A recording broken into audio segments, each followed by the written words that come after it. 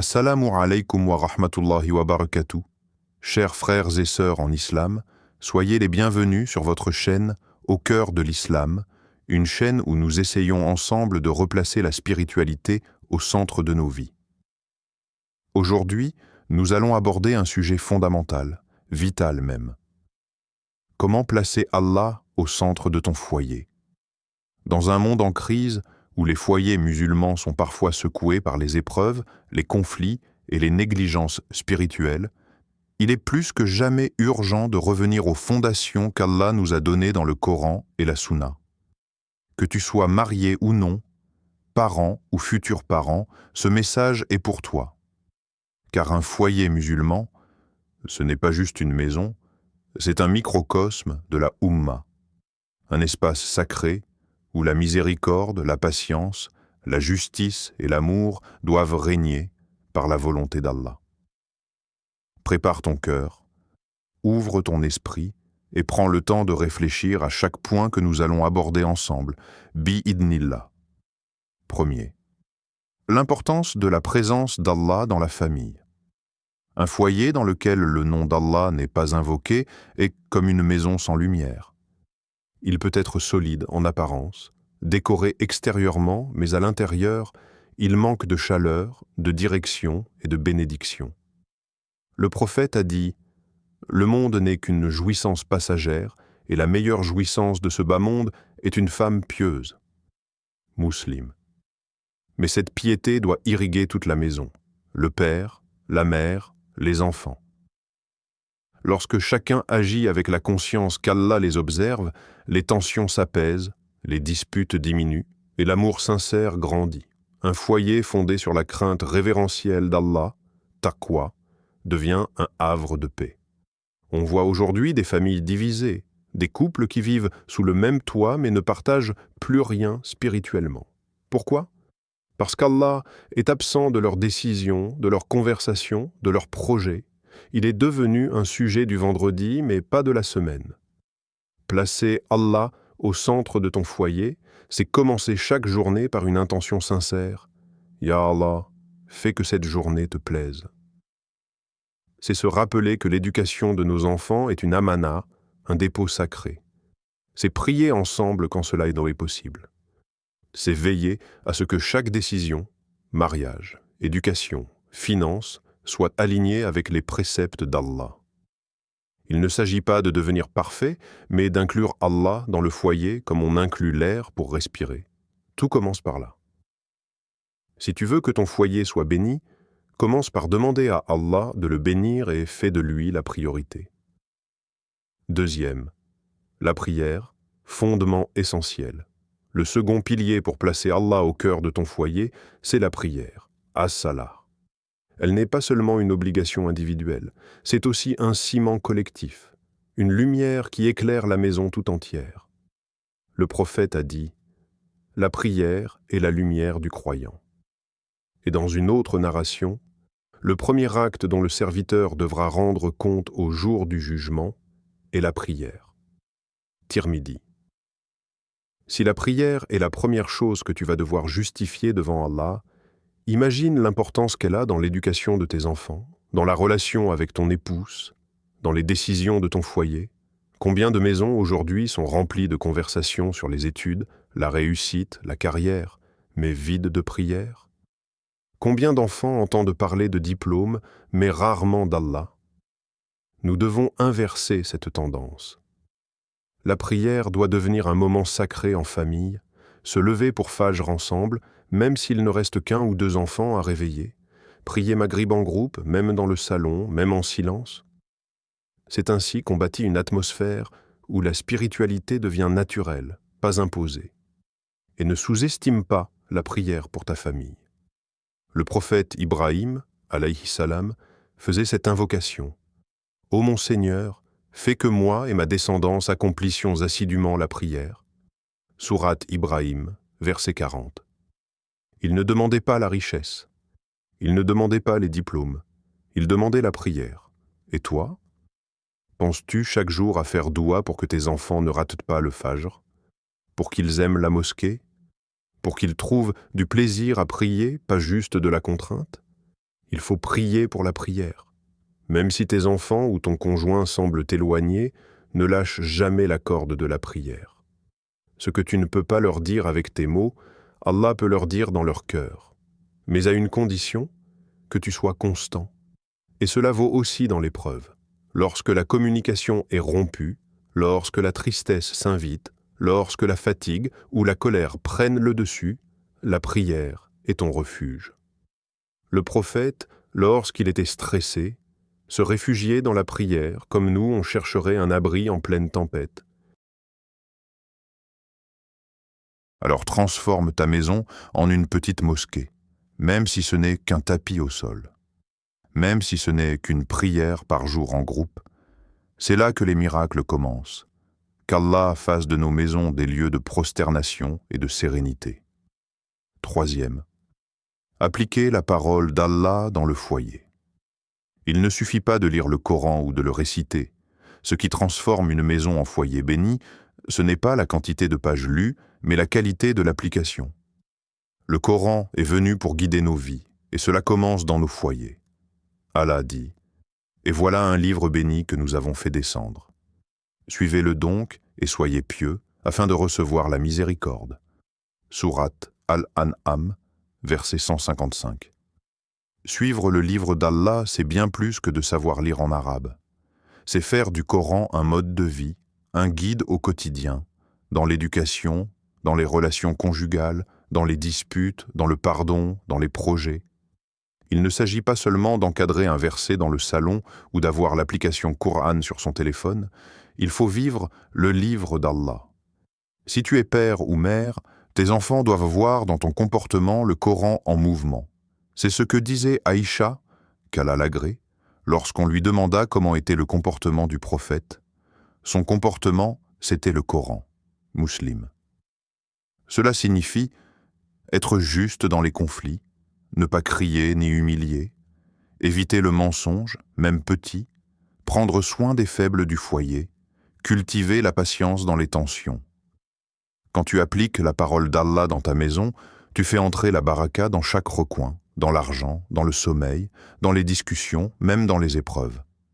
Si ton enfant ment, au lieu de frapper ou crier, rappelle-lui ce que dit le Coran.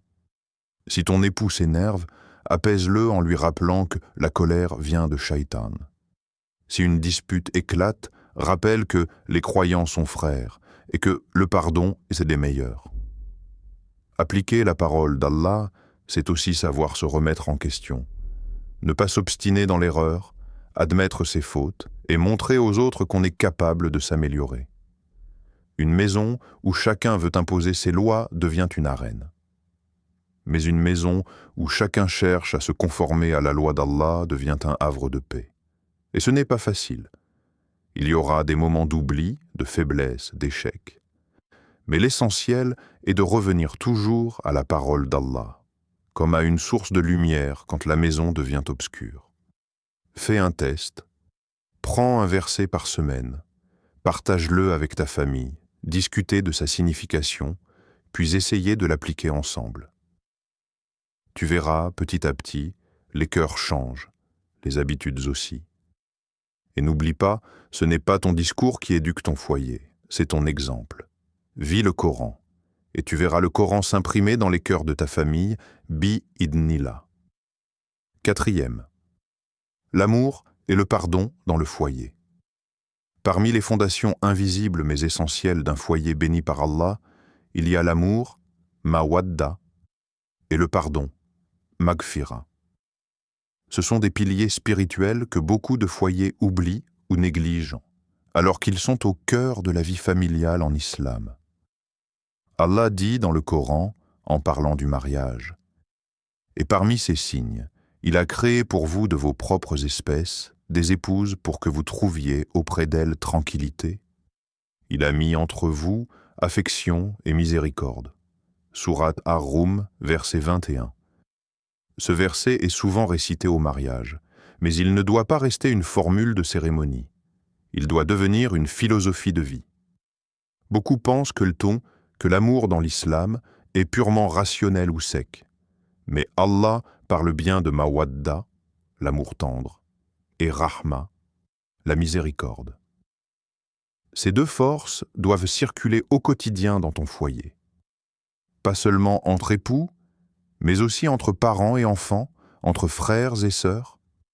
L'amour se manifeste par des gestes simples, une parole douce au bon moment, un sourire pour calmer une tension, une main posée sur l'épaule d'un enfant inquiet, une oreille attentive quand ton épouse veut parler. Mais l'amour ne suffit pas. Il faut aussi le pardon. Le prophète a dit « Le fort n'est pas celui qui terrasse les gens par sa force, mais celui qui se maîtrise lorsqu'il est en colère. » Bukhari, Muslim. Le pardon est une vertu active, pas une faiblesse. Il ne signifie pas accepter l'injustice ou se taire face au mal. Il signifie choisir la réconciliation plutôt que la vengeance, la paix plutôt que la rancune. Combien de couples musulmans vivent dans la froideur et la distance à cause de paroles du passé jamais pardonnées? Combien de parents gardent dans leur cœur de la colère contre leur enfant? Et inversement. Et pourtant, Allah nous dit « Pardonnez et oubliez ». N'aimez-vous pas qu'Allah vous pardonne? Sourate An-Nur 22. Si tu veux qu'Allah te pardonne, commence par pardonner chez toi. Tu veux que tes enfants apprennent le pardon? Donne-leur un exemple. Tu veux que ton couple survive aux tempêtes? Apprends à dire « je te pardonne », même si ton ego crie « non ». Et rappelle-toi, même les plus grands compagnons du prophète se sont parfois disputés. Mais ils revenaient toujours à Allah pour restaurer leurs liens. Dans un foyer islamique, on ne cherche pas la perfection humaine. On cherche la miséricorde divine. Et cette miséricorde commence par des actes concrets d'amour et de pardon, répétés chaque jour, encore et encore. S'aimer pour Allah, pardonner pour Allah, voilà le secret des familles unies. Le rôle des parents. Enseigner par l'exemple. Dans l'islam, être parent n'est pas simplement un statut social ou une responsabilité biologique. C'est une mission sacrée. C'est un acte de servitude envers Allah, car nos enfants sont un amanar, dépôt, confié par lui. Allah dit « Ô vous qui avez cru, préservez vos personnes et vos familles d'un feu dont le combustible sera les gens et les pierres. » Sourate At-Taram, V6. Ce verset ne dit pas seulement « Sauvez-vous », il dit « Sauvez-vous et vos familles ». Cela signifie que ta mission de croyant commence chez toi. Et cette mission ne se résume pas à donner des ordres, ni à réprimander. Elle se construit par l'exemple vivant. Le prophète n'a pas seulement prêché l'islam, il l'a incarné. Il était le même homme à la mosquée et chez lui. Quand il rentrait à la maison, il aidait ses épouses, il plaisantait avec les enfants, il montrait une douceur et une patience infinies. Tes enfants n'ont pas besoin de longs discours théoriques. Ils ont besoin de voir un père qui baisse le regard, une mère qui prie la nuit, des parents qui se respectent et qui invoquent Allah ensemble. C'est cela, l'éducation islamique. Si tu dis à ton enfant de dire la vérité, mais que toi tu mens au téléphone, il retiendra ton mensonge, pas ta leçon. Si tu interdis la musique, mais que tu regardes des séries vides de sens à longueur de journée, il imitera ton comportement, pas tes règles. Si tu demandes à ta fille d'être pudique, mais que tu critiques sans cesse les autres femmes, elle apprendra à juger, pas à se préserver. L'exemple est l'outil éducatif le plus puissant. L'islam ne se transmet pas seulement dans les mots, mais dans les actes, dans le ton de la voix, dans le regard, dans la manière de traiter les autres. Et cette exemplarité, il faut la vivre même dans l'échec. Si tu fais une erreur devant ton enfant, excuse-toi. Si tu rates une prière, rattrape-la. Si tu t'énerves injustement, demande pardon. Tu n'en seras pas diminué. Tu seras élevé dans leur cœur, car tu leur montres ce qu'est un croyant sincère. Et n'oublie pas que chaque instant dans ton foyer est une opportunité d'enseigner l'islam. Lorsque tu partages un repas et que tu dis « Bismillah », lorsque tu aides ton épouse et que tu dis « J'espère la récompense d'Allah », lorsque tu parles de tawakkul au lieu de te plaindre du destin. Ce sont ces petits gestes répétés, ces réflexes ancrés qui construisent des enfants fermes dans leur foi, Inch'Allah. Alors, avant de vouloir changer tes enfants, commence par te transformer toi-même. Car un parent pieux laisse une empreinte éternelle, bien plus forte que n'importe quel conseil. 6. Ne jamais sous-estimer l'effet de la prière sur les enfants. Il est des choses que les paroles ne peuvent atteindre, des blessures que les discours n'arrivent pas à guérir, et des situations familiales que les efforts humains seuls ne suffisent pas à réparer. Mais la prière, dua, elle, touche ce que toi tu ne peux pas toucher. Elle parle là où ta voix ne peut plus se faire entendre. L'islam a toujours mis en lumière la force de l'invocation d'un parent pour son enfant. Le prophète a dit « Il y a 3 invocations qui ne sont pas rejetées. L'invocation du père pour son enfant, celle du voyageur et celle de l'opprimé. » Tirmidhi. Subhanallah. Même si ton fils ne t'écoute plus, même si ta fille s'est éloignée, même si ton foyer semble en ruine, ta voix levée vers le ciel peut faire descendre une miséricorde que tu ne soupçonnes pas. Dans le Coran, l'exemple de parents qui invoquent Dieu pour leurs enfants est fréquent. Ibrahim, alayhi salam, Zacharia, alayhi salam, ou même Asiya, qu'Allah l'agrée, la femme de Pharaon qui priait pour avoir un foyer près d'Allah. Cela nous enseigne une chose. Le changement commence toujours par la connexion avec le Créateur. Peut-être que tu as tout essayé. Parler gentiment, punir, conseiller, supplier, et rien ne semble fonctionner. C'est parce que tu as oublié l'arme secrète du croyant, le dua sincère dans la nuit, les larmes aux yeux, le cœur humble. Prie pour tes enfants comme l'a fait Ibrahim alayhi salam. Ô mon Seigneur, fais que moi et mes descendants soyons assidus à la prière. Sourate Ibrahim, verset 40. Demande à Allah de les guider, de les protéger, de leur ouvrir les cœurs, de leur faciliter la fréquentation des pieux, de les éloigner des tentations et de leur inspirer la foi, et surtout, fais-le avec conviction, avec yaq'an. Car Allah dit « Invoquez-moi, je vous répondrai ». Sourate Ghafir, verset 60. Mais attention, la prière pour tes enfants ne remplace pas ton comportement avec eux, elle le renforce. Si tu pries pour qu'ils soient vraiment respectueux, sois toi-même respectueux envers eux. Si tu veux qu'ils soient tendres, sois affectueux. Si tu veux qu'ils soient guidés, sois une lumière pour eux. Et parfois, le fruit de ta dua ne se verra pas tout de suite. Mais rien ne se perd auprès d'Allah. Ton invocation aujourd'hui peut être la cause du repentir de ton enfant dans 10 ans. Alors ne te décourage pas. Persévère. Le prophète a dit « Le cœur des enfants d'Adam est entre les doigts du tout miséricordieux. Il le tourne comme il veut. » Muslim. Alors si tu veux qu'un cœur change, adresse-toi à celui qui contrôle les cœurs. Avec plaisir, poursuivons maintenant avec le 7e point, un sujet souvent négligé mais pourtant fondamental, la gratitude envers Allah pour les bienfaits de notre foyer. 7. La gratitude envers Allah pour sa famille. L'une des clés spirituelles les plus puissantes, mais trop souvent oubliées dans la vie de famille, c'est la shukr, gratitude. Dans le tumulte quotidien, on se focalise sur ce qui va mal, les disputes, les incompréhensions, les crises. Mais qu'en est-il de remercier Allah pour ce qui va bien? Allah dit « Et lorsque votre Seigneur proclama « Si vous êtes reconnaissant, très certainement, j'augmenterai mes bienfaits pour vous, mais si vous êtes ingrat, mon châtiment sera terrible. » Sourate Ibrahim, verset 7. Ce verset est une promesse divine. Plus tu remercies, plus Allah augmente. Cela vaut aussi pour ton foyer.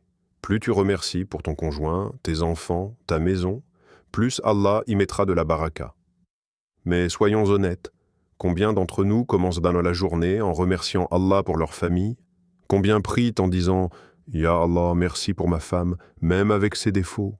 Merci pour mon mari, même s'il me fatigue parfois. Merci pour mes enfants, même quand ils me rendent fou. » Shaitan adore quand tu oublies de remercier. Il veut que tu te concentres uniquement sur les manques. Ton conjoint n'est pas comme tu veux, tes enfants ne prient pas assez, ton foyer est trop modeste. Et ainsi, tu vis dans la plainte et tu fermes toi-même la porte aux bénédictions. Le prophète nous a appris à louer Allah en toutes circonstances. Quand il mangeait, il remerciait. Quand il dormait, il louait Allah. Quand il voyait un bienfait, même minime, il disait « Alhamdulillah ». Et toi, quand as-tu remercié Allah pour la simple présence de ton conjoint à tes côtés, pour ce toit au-dessus de ta tête, pour tes enfants qui courent et qui crient dans ta maison alors que d'autres pleurent l'absence de leurs proches? Même dans l'épreuve, la gratitude a sa place. Quand le prophète perdait un enfant, il disait « À Allah appartient ce qu'il a repris, et à lui appartient ce qu'il a donné. » C'est cela, la grandeur de l'âme du croyant.